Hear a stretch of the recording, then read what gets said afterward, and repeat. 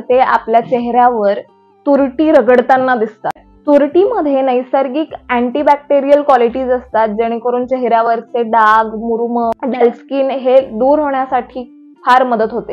हा मास्क तयार करण्यासाठी तुरटी एका दगडावर वगळून घ्यावी, त्याच्यामध्ये 1 चम्मच मध घालावं, ते मिक्स करून घ्यावं आणि ते चेहऱ्याला लावायचं। चेहऱ्याला लावून झाल्याच्या नंतर ते 10 मिनिटं तसंच चेहऱ्यावर ठेवायचं आणि 10 मिनिटं झाल्याच्या नंतर स्वच्छ पाण्याने ते धुवून घ्यायचं।